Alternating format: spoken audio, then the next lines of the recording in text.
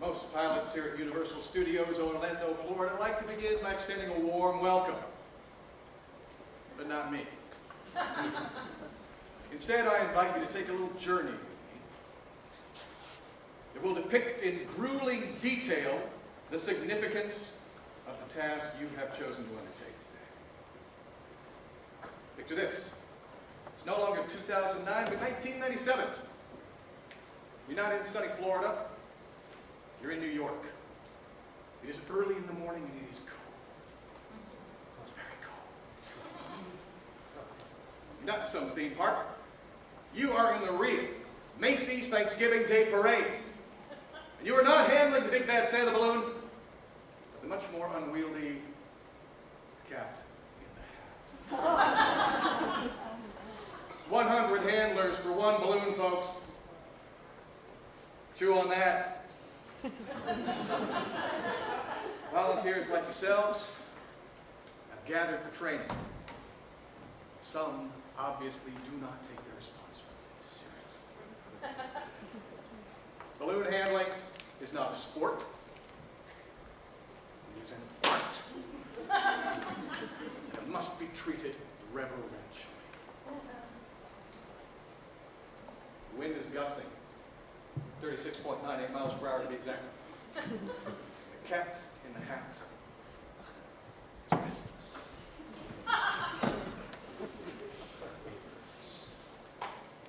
Swerves, buckles, until finally he breaks free. I wasn't there on the first day, so I just heard about it. I work in advertising, and so I was in the timeshare, writing copy and composing yet another newsletter. In one of his rare bouts of generosity, Ryan offered to take the girls. At first, Dad said we could go alone, but he got worried. I'm 17, for God's sakes. I think Sally and I can brave an amusement park by ourselves. Personally, I'm glad Dad agreed to come. We had to bring tickets printed off some computer in the timeshare, and there was something about verifying everything by a credit card. And we had to bring our school IDs. You always freak out at the simplest things, Sally. Girls don't start. It's my fault anyway. On the drive to Orlando, both Ryan and I worried that the girls wouldn't enjoy themselves as much on the first day if they worried. So I hadn't completed my work, and I was relieved when Ryan offered to take them. But the real problem had nothing to do with whether we could go with or without a parent. It was that Mom decided we could make it on $25 a piece for the first day. At Universal, that hardly buys you a burger and a Coke. I mean, $25! Right. Anyways, that's not a vacation. That's torture. I was happy Dad wanted to go. Made it so much easier. Plus, Dad is always busy and usually super stressed, so it's rare that we even get to see him. And, at least at first, we had a good time. Good being a relative term here, mind you. But not mad, Sally.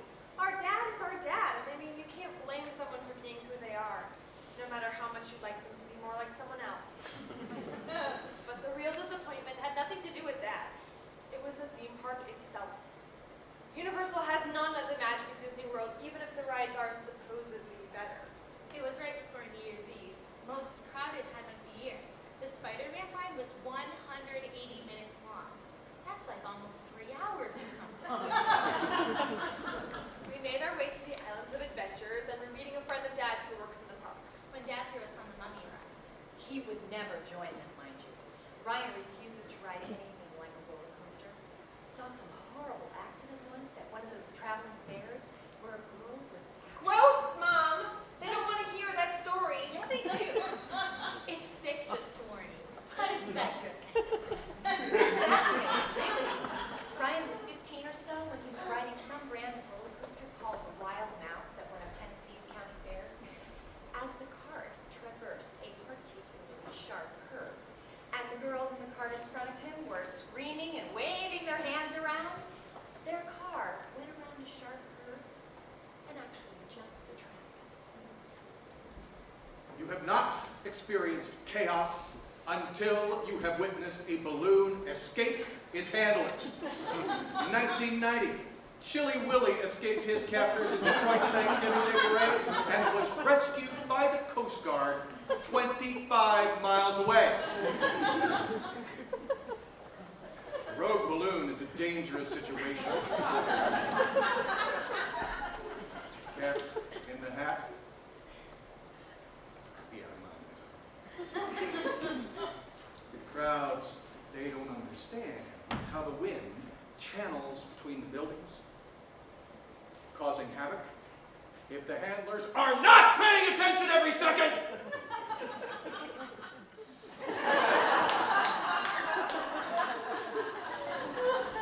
They love the spectacle, but they cannot begin to understand the intricacy of the process. Balloons, you see, are the best sort of theater. They offer excitement because they seem real. They are real. At least for the life of the parade. The magic of the moment. You may be volunteers, but if you are not absolutely serious about balloon handling, you better return to the park this minute and watch the parade with the rest of the audience members. It's your choice. You can either be the kind of person that makes things happen, or the kind of things happen to. You decide. I'll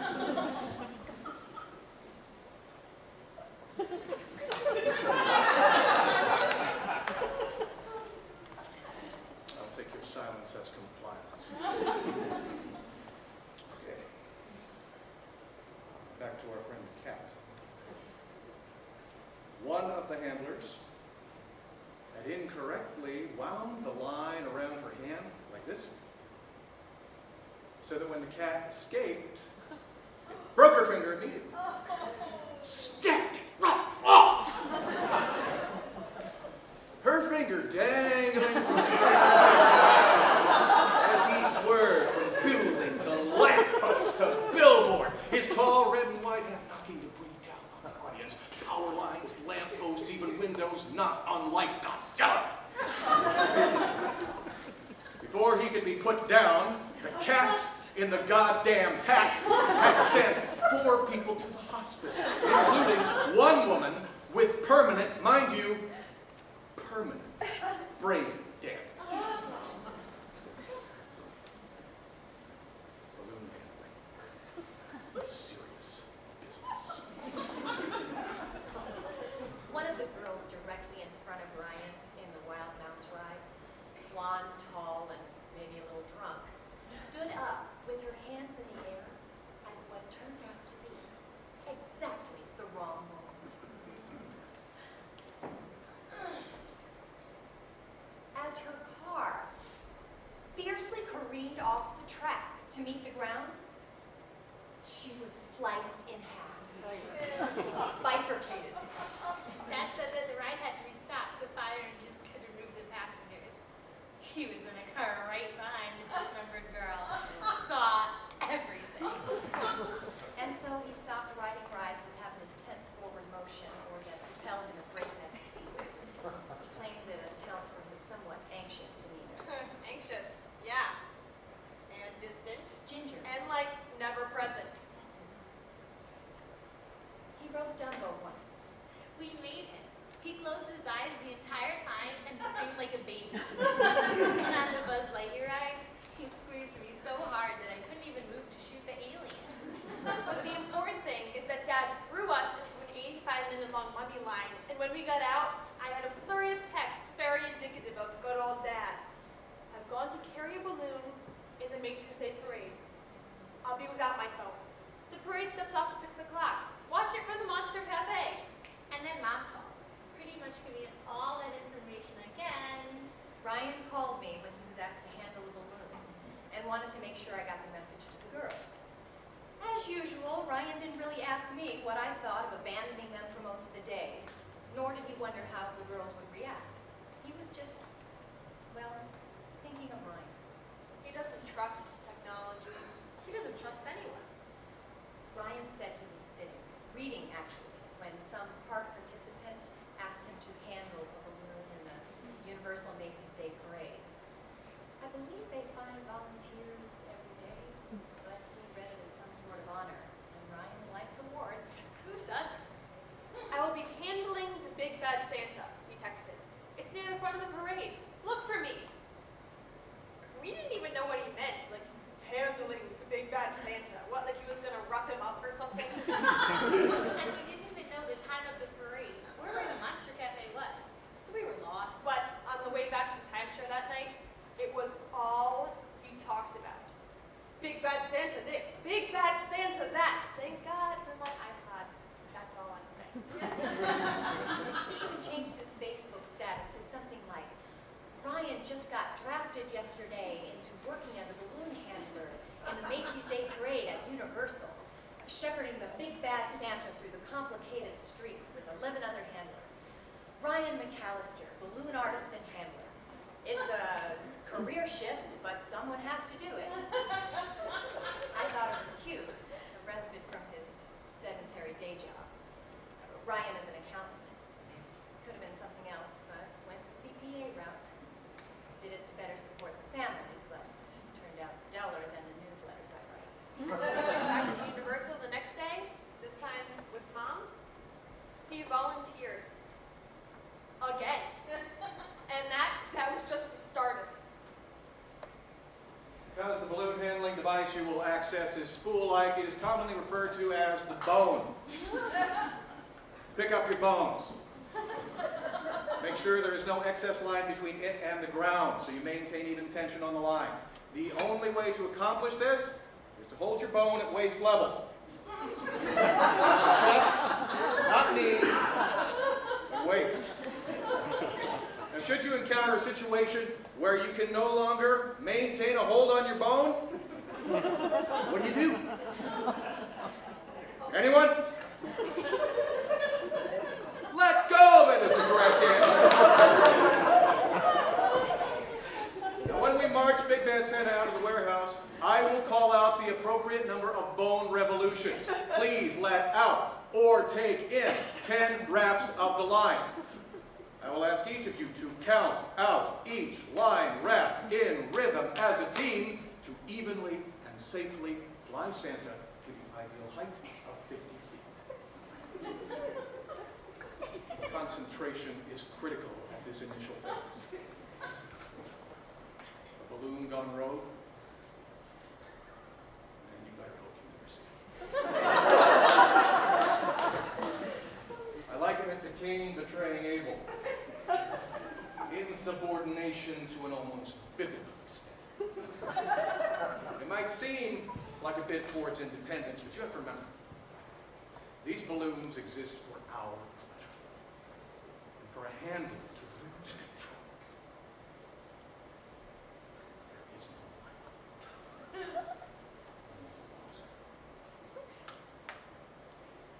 In other words, it is our responsibility to understand the limitations of underdog, Garfield, Papa. Never to assume that they can or should think on their own. He volunteered every day that week. He's always been compulsive, but every day? Ryan couldn't imagine not handling the big bad Santa, comparing him to some live mystical figure, and the parade to some sort of reconnaissance mission. He didn't even get that excited when I converted to Judaism before we got married. It was all I could do to get him to show up for the ceremony.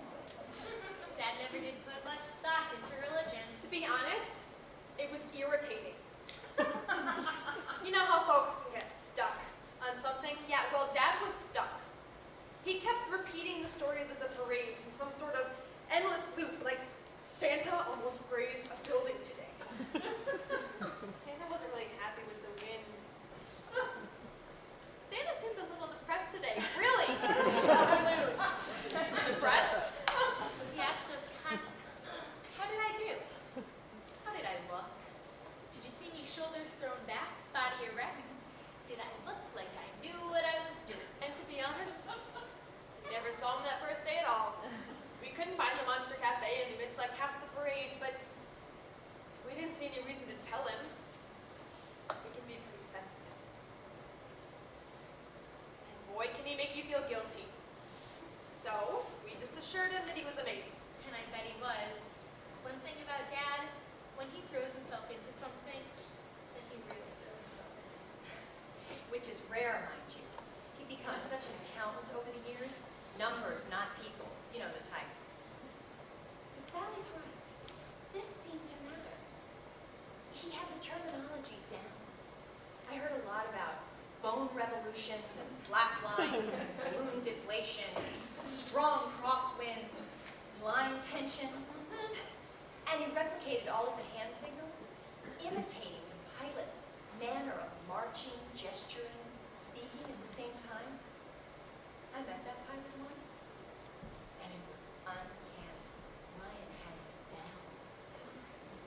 You have to jog in a circle while making a corner to spin the balloon. The most important positions are in the front and back of the balloon. The center is mostly maintenance. The ideal height of a balloon is 50 feet above the ground. And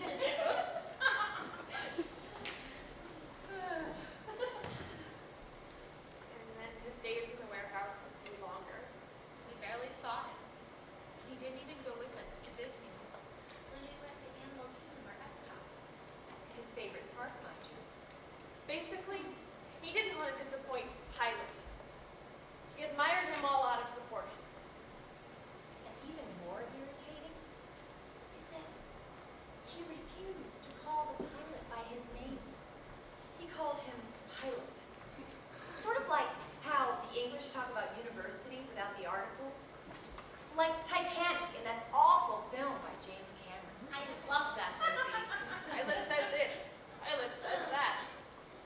Some bizarre form of respect, I imagine. To me, it sounded like he was discussing a pet. Like a dog.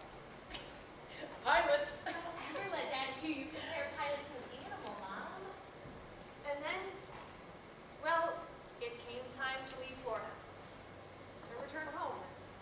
I mean, none of us relished the idea,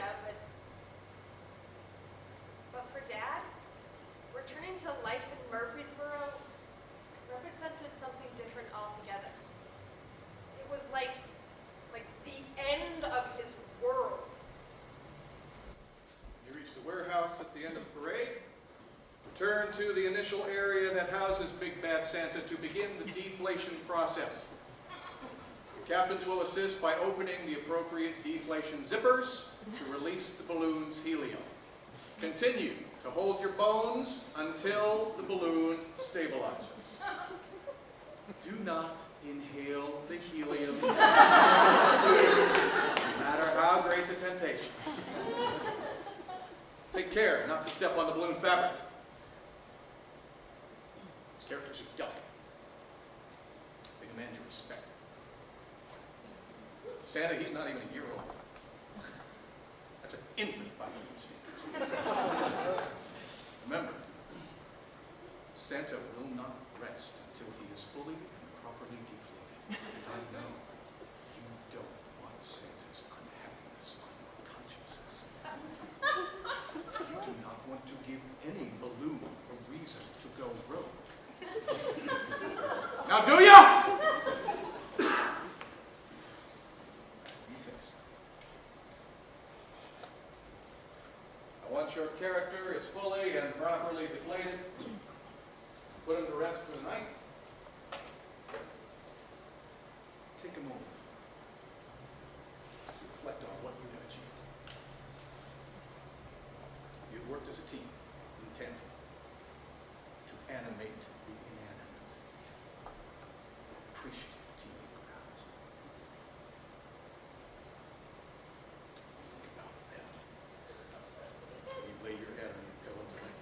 You sleep well, knowing you've given of yourself. Others might smile.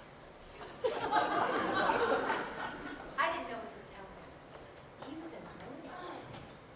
I mean, he had been promoted to captain and didn't want to abandon the gig, unpaid though it was, or pilot, who had become his own personal holy trinity, father, God, and mentor. He said that he felt like a better man when he was in that black jumpsuit. And the little red Santa cap with the white cloth ball on the end.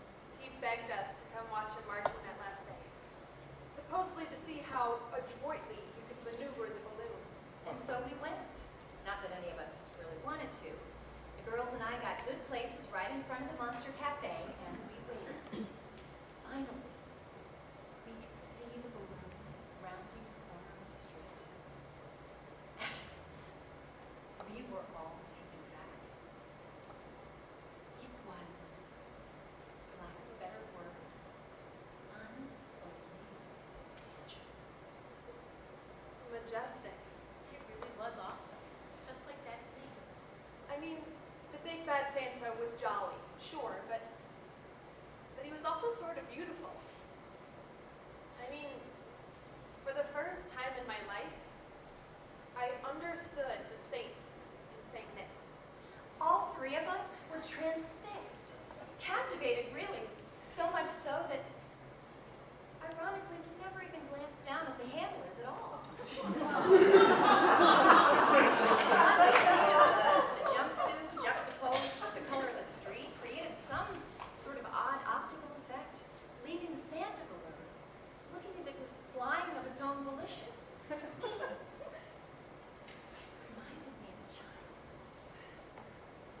of the belief in miracles, of being visited by the Tooth Fairy or the Easter Bunny, of believing. And then, almost before it began, it was over. And we looked at each other, and we realized something completely unforgivable. We had never seen Dad at all. We'd forgotten to look. It was like he didn't exist. As if the big bad Santa existed on his own, had his own life, and him and my father couldn't exist in the same place simultaneously. And when the parade ended and Dad didn't show, somehow none of us was surprised. We just packed up the car and left. And we didn't talk for like half the trip. I keep thinking we'll get a postcard. Maybe even a letter. But even if we don't, it's okay. I know that sounds strange, not searching for a man who was always a good, solid husband and father. I mean, I've known Ryan for over 30 years. But he was never as happy as that week. He felt like his life held some sort of purpose. We thought we saw him last Christmas on television, handling Garfield in the Macy's Day Thanksgiving Parade. But it was a brief moment, and it was crowded, and we couldn't be sure. At dusk, I find myself looking for him. In the sky, of all places. That sounds odd. But I saw a movie once when I was very young. The Red Balloon. But I may be confusing that with that ballet movie about the red slippers. Either way, I remember a little boy floating above some city, carried by the helium in his balloon and the wind, watching the lives below him with amusement and curiosity. I like to think of your dad that way. Floating above us in a sky that promises perpetual Christmas. Looking down on us. Thankful that we loved him enough to